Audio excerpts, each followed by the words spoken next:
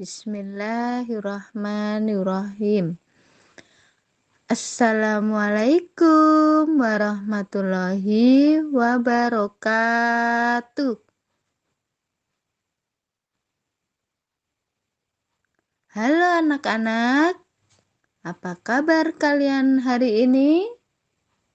Alhamdulillah, luar biasa. Tetap semangat. Allahu Akbar. Hari ini kita akan melaksanakan kegiatan belajar dan mengajar via daring melalui video pembelajaran Bu Guru Fitri. Jangan lupa sebelum belajar kita berdoa terlebih dahulu bersama-sama dari rumah masing-masing. Berdoa dimulai. Bismillahirrahmanirrahim. Raditu billahi robba wa bil islami dina wa bi muhammadin nabiyya wa rasulah. Rabbi zidni ilman warzuqni fahman. Amin. Artinya, kami ridho Allah Subhanahu wa ta'ala sebagai Tuhanku, Islam sebagai agamaku, dan Nabi Muhammad sebagai Nabi dan Rasul. Ya Allah, tambahkanlah kepadaku ilmu dan berikanlah aku pengertian yang baik. Amin. Anak-anak, hari ini kita akan memasuki tema 7, kebersamaan. Pada tema 7, kita akan belajar tentang subtema kebersamaan di rumah, kebersamaan di sekolah, kebersamaan di tempat bermain, dan kebersamaan di tempat wisata. Pada hari ini kita akan memasuki subtema 1, pembelajaran 1. Jangan lupa sebelum kalian menyaksikan lebih lanjut materi pembelajaran 1 pada video pembelajaran ini, kalian silakan subscribe dan like serta beri komentar di kolom komentar ya. Sekaligus absen sebagai kehadiran kalian dalam mengikuti pembelajaran via video pembelajaran ini. Baik, sekarang kita masuk di subtema 1, kebersamaan di rumah. Pada pembelajaran 1, kita akan mempelajari tentang kebersamaan di rumah. Ayo mengamati kebersamaan di rumah Siti. Di sini ada gambar kebersamaan Siti bersama keluarganya di rumah. Mari kita simak. Ayah Siti pandai mendongeng. Siti sangat suka dengan dongeng. Hampir setiap minggu, ayah Siti mendongeng. Seusai mendongeng, ayah Siti menceritakan isi dongeng. Banyak sekali contoh yang baik dalam dongeng. Nah, sekarang saatnya kalian mendengarkan dongeng yang akan Bu Guru bacakan yang berjudul Kecerdikan Menumbuhkan Kebaikan. Silahkan kalian simak dongeng berikut ini dari rumah, kalian dengarkan ya. Kecerdikan menumbuhkan kebaikan. Dongeng ini diciptakan oleh Nurngani Solihati. Di sebuah gurun pasir, hiduplah ular dan tikus pasir. Sebenarnya sang ular sangat ingin memangsa tikus. Sedangkan tikus berusaha mencari akal agar ular tidak lagi berniat memangsanya. Saat itu sang ular sangat lapar. Padahal ia sedang tidak mempunyai sedikit pun makanan. Sedangkan tikus yang berada tidak jauh dari sang ular sedang asik melahap makanannya. Sang ular merasa tidak senang melihat kelakuan tikus. Ular berkata, "Dengarkan ucapanku, wahai tikus yang angkuh. Aku pasti akan mendapatkan tubuhmu yang mungil dan lezat itu." Tikus pun menjawab, "Hai ular, berusaha dan berkejarlah. Jangan hanya berani mengancam. Kalau hanya mengancam, seekor semut pun bisa." Sang ular sangat marah mendengar ejekan tikus. Ia lalu kembali ke sarangnya dengan perut yang lapar. Sedangkan tikus masih lahap dengan makanannya. Waktu terus berjalan, tetapi ular tidak juga menemukan makanan. Ia juga enggan untuk keluar dari sarangnya. Sementara itu, tikus sudah lelap dalam sarangnya. Ular yang masih dalam keadaan lapar segera mengendap-endap mendekati sarang tikus meski ia masih sangat kesal terhadap tikus. Dan kini ular telah berada di sisi tikus yang sedang tidur pulas. Ular memanggil, "Hei tikus, aku sudah berada di sebelahmu dan siap untuk menyantapmu." Tikus segera terbangun dari tidurnya. Sambil berpura-pura menguap, ia mulai memutar otak agar bisa lolos dari cengkraman sang ular. Tikus pun menjawab, "Tunggu dulu ular sahabatku. Kalau kau ingin memakanku, kau harus berpikir dulu. Kita hanya berdua di sini, tidak ada hewan lain. Jika kau memakanku, maka kau akan sendiri. Kau tidak akan mempunyai teman yang dapat kau ajak mencari makan. Kalau begitu, kau tidak akan makan dan akhirnya kau akan mati." Sejenak sang ular terdiam. Ia mencoba merenungkan nasihat tikus. Ular pun menjawab, "Jadi kita tidak bisa hidup sendiri?" Tikus menanggapinya, "Tentu, bukankah kita bisa berteman? Dan tentunya kita dapat mencari makan bersama.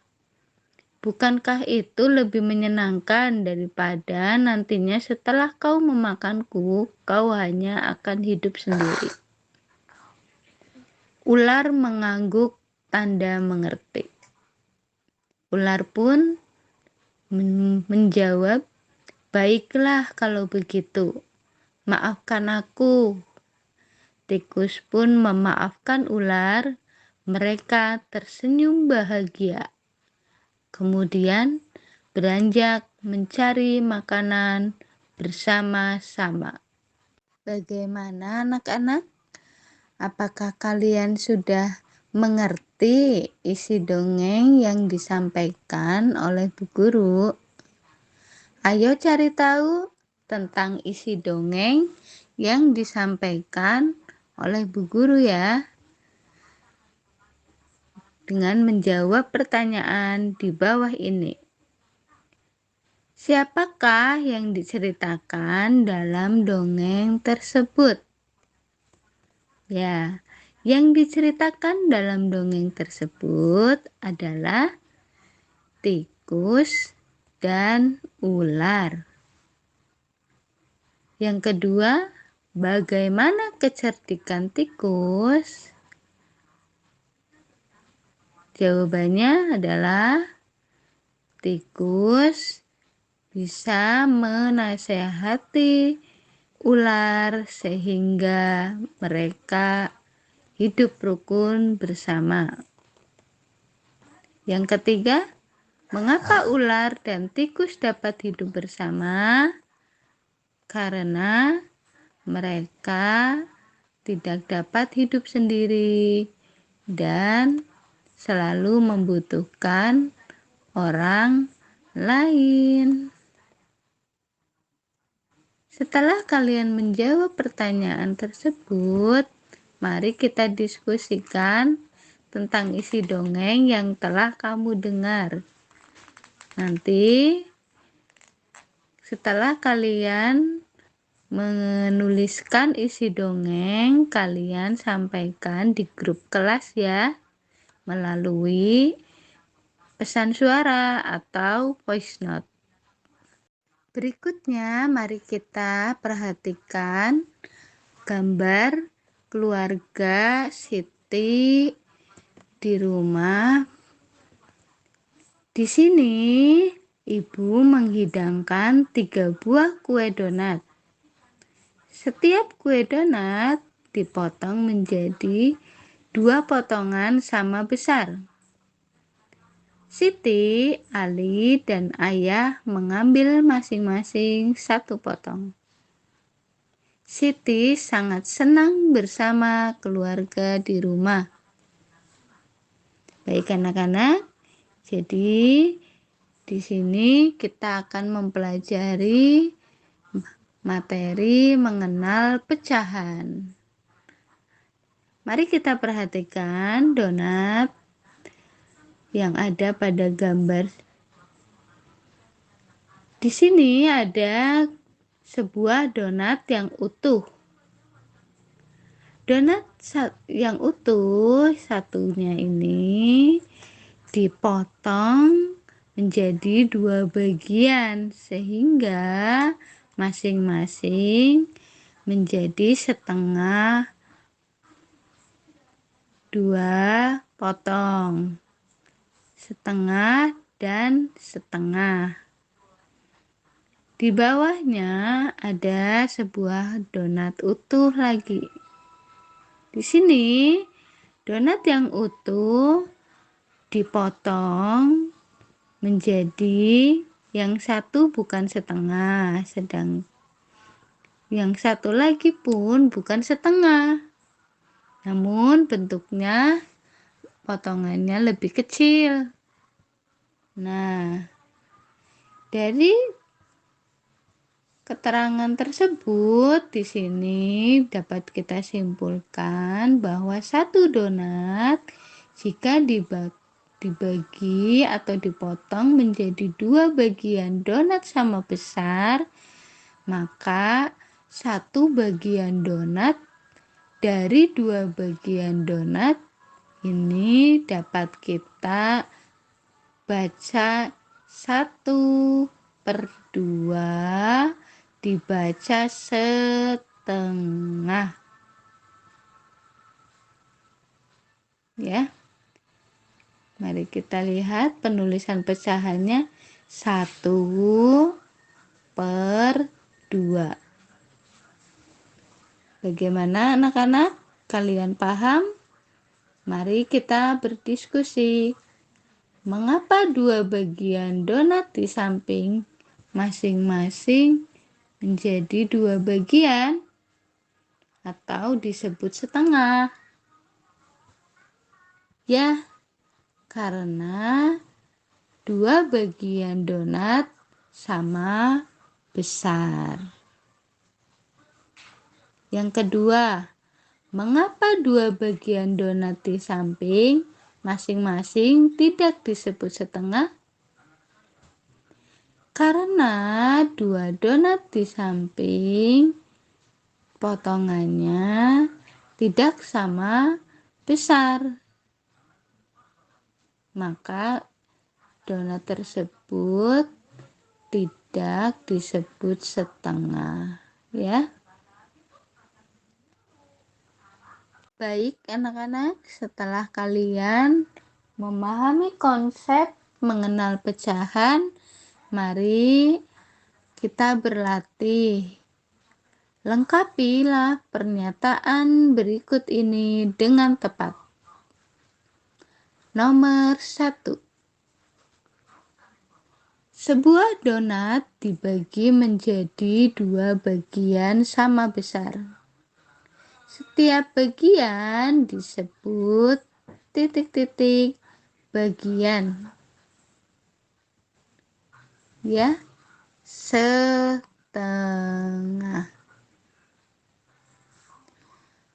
Nomor 2. Siti memiliki kertas berbentuk persegi panjang. Kemudian, kertas tersebut ia potong menjadi dua bagian sama besar. Setiap potong kertas adalah titik-titik bagian. Ya, dua bagian sama besar atau setengah.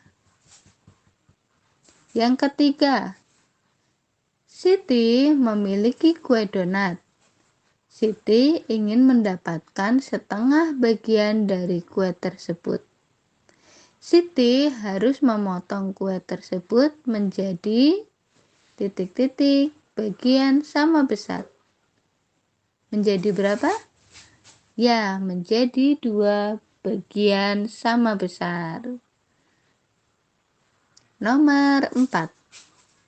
Agar mendapatkan kue setengah bagian, maka kita harus membagi dua kue tersebut dengan ukuran titik-titik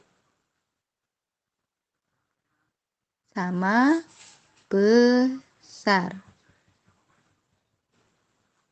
Oke anak-anak, mari kita lanjutkan kegiatan mengenal pecahan dengan cara mengarsir. Mari arsirlah setengah bagian dari gambar berikut. Di sini ada 6 gambar, yang mana setiap gambar kita arsir menjadi setengah bagian.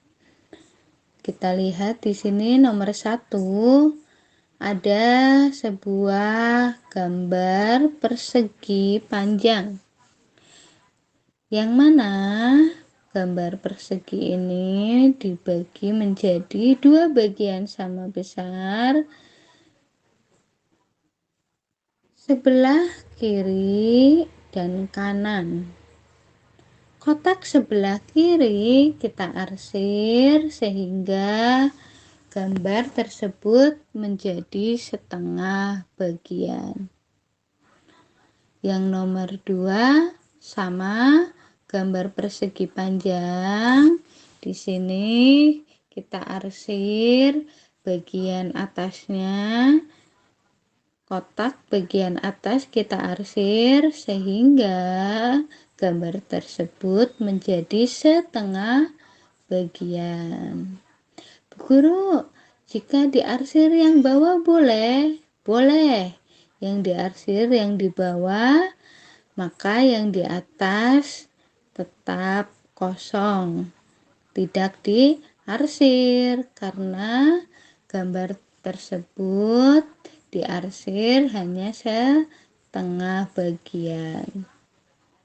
Yang ketiga, sama gambar persegi panjang. Di sini gambar persegi panjang dipotong menjadi dua bagian. Yang diarsir boleh yang di atas atau di bawah, ya. Yang nomor 4 sama, di situ ada gambar, kita arsir menjadi setengah bagian. Gambar nomor 5, ada sebuah lingkaran dibagi menjadi dua bagian sama besar. Kita arsir setengah bagiannya. Nomor 6, gambar jejer genjang, kita arsir setengah bagiannya. Jadi dengan mengarsir kita dapat mengenal pecahan dengan konsep mengarsir menjadi setengah bagian, ya. Berikutnya kita masuk di materi SBDP, yaitu kita simak. Di dekat rumah Siti terdapat pos penjagaan. Di sana terdapat kentongan. Kita dapat membuat bunyi kentongan bervariasi. Bunyi yang teratur berulang disebut birama. Nah, siapa yang sudah pernah membunyikan kentongan? Nah, dengan tidak kalian sadari bahwa saat kalian membunyikan kentongan, kalian melakukan pola ketukan birama. Nah, untuk membedakan pola ketukan birama, di sini kalian harus mengetahui bahwa pola ketukan birama ada bunyi kuat dan ada bunyi lemah. Di sini kita lihat ada contoh nada 1 do dan nada 2 re. Nada do di sini angka 1 kita lihat tandanya garis putus, artinya bunyinya kuat. Nah, nada re ada tanda titik tebal. Nah, ini tandanya berarti bunyi lemah. Jadi kalau tanda garis putus itu bunyi kuat, kalau tanda titik tebal itu bunyi lemah, ya.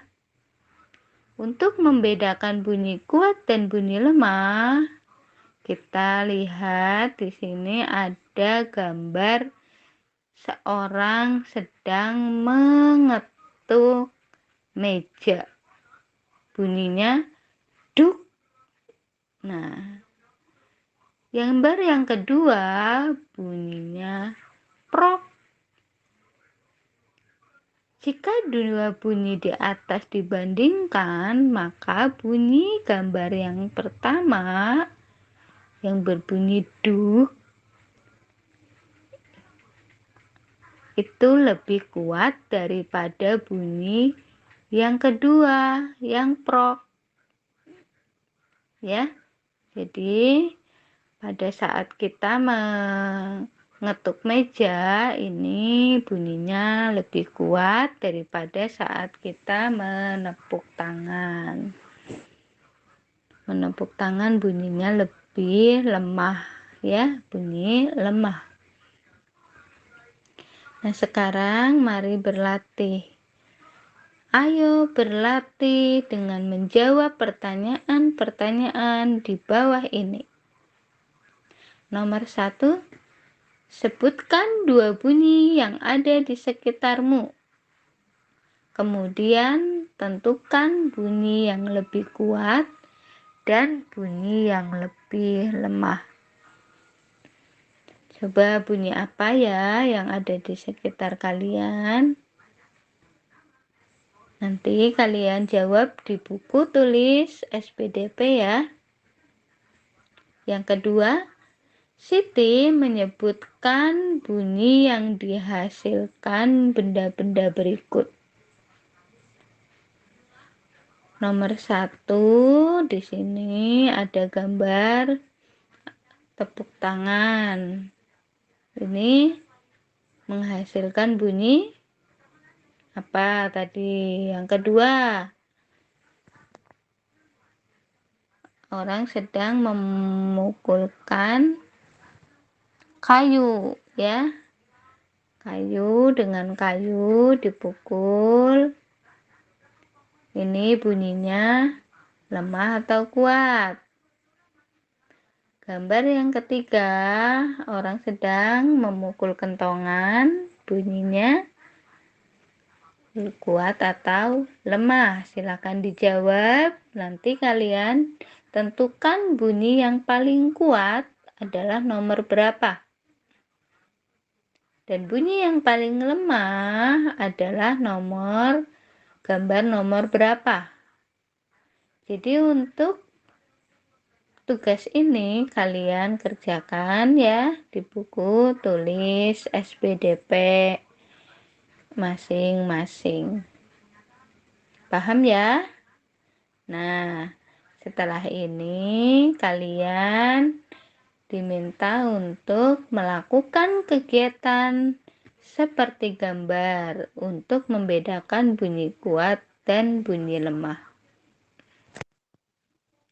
Oke, anak-anak, dalam melakukan kegiatan kalian pun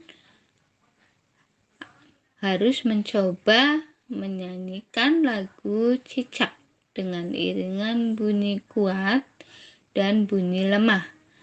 Bunyi kuat di bagian depan. Beberapa irama dapat digabungkan.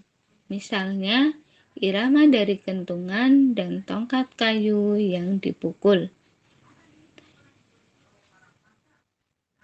Kentongan yang dipukul bunyinya tong. Dan tongkat kayu yang dipukul bunyinya tek. Sehingga kalian juga dapat membuat irama dengan memukul meja dan tepuk tangan. Memukul meja bunyinya duk. Dan memukul tangan keprok. Tepuk tangan bunyinya prok.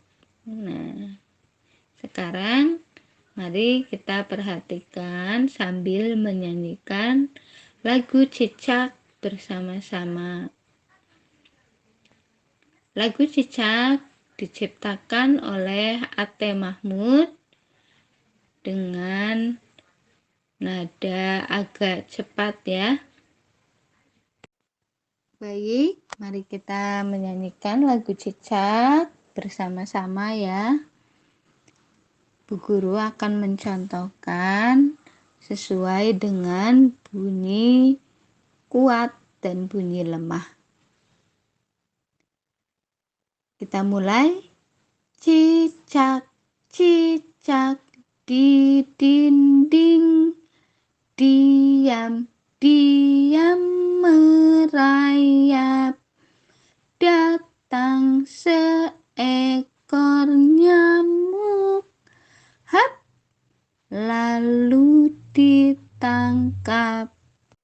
Yuk coba kalian semua sekarang menyanyikan lagu cicak dengan bunyi lemah dan bunyi kuatnya ya.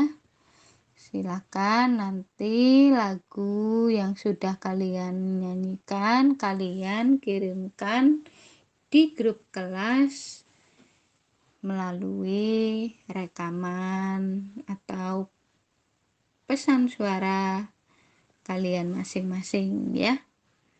Oke, untuk pembelajaran 1 pada subtema 1 di tema 7 kita sudah mempelajari dengan seksama.